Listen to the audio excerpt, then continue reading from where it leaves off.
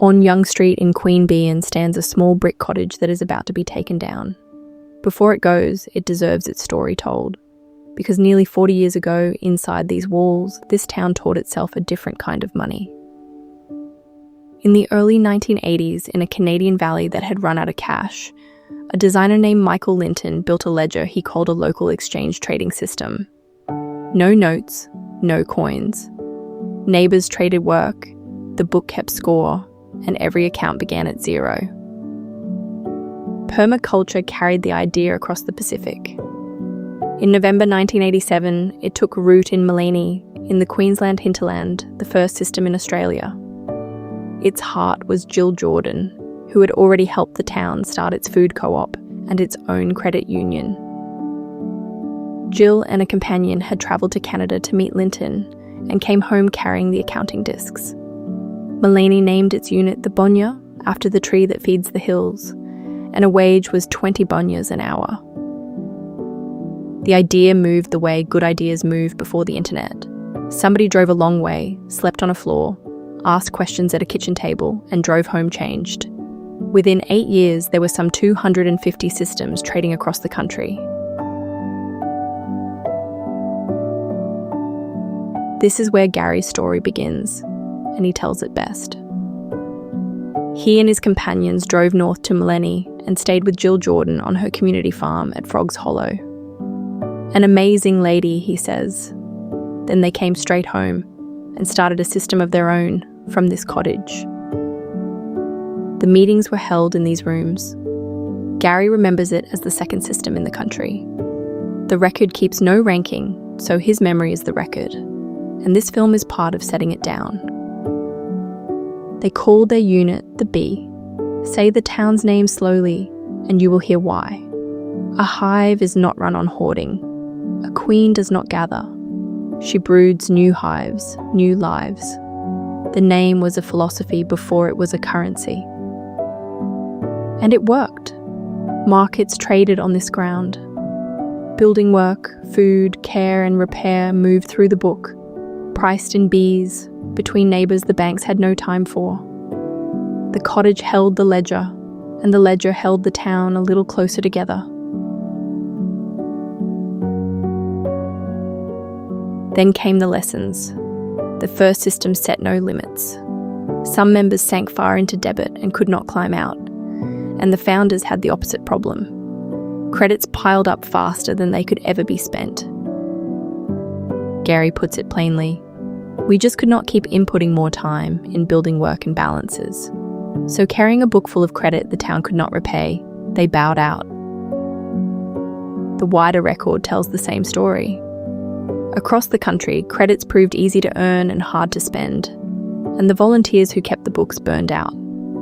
Of the hundreds of systems trading in the 90s, most fell quiet. Even the founders disagreed about the cure. Linton blamed the limits people bolted on. Garry learned the opposite, that a book without limits quietly eats its keepers. 40 years on, the systems still trading are the ones that chose limits. The idea was never wrong. The bookkeeping was. Jill Jordan died in 2010. The co-op she managed still trades. The credit union she drove lives on inside a customer-owned bank.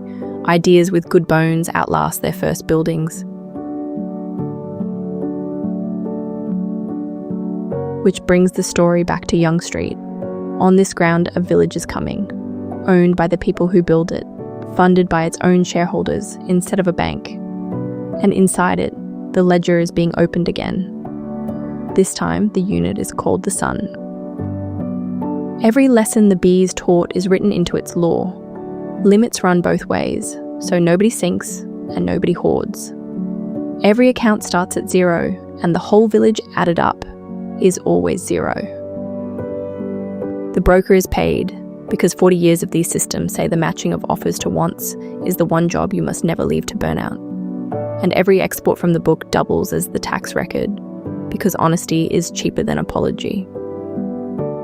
The village itself holds an account, the Commons, so no founder ever again carries the community's debts on a kitchen table. And there is an account in the name of the river, keeping score of what we take and what we give back. The The trading begins before the village does. Working bees, site cleared, hub raised, gardens planted, every hour paid in sun from the common account. The bees, you could say, are coming home. And one honest thing said plainly, the new book is built. Its checks run green, and it is not yet trading. The history you have just heard is testimony where the records are thin. Both of those facts are on the table, because that is how this village does business. One thing remains, and it is the reason this film exists. The cottage is the second brick building Garry ever raised on this ground. When its flat roof would not resolve, it was Steiner who saw the answer. One low gable, one balanced canopy, over the old garage, kitchen, bath and all.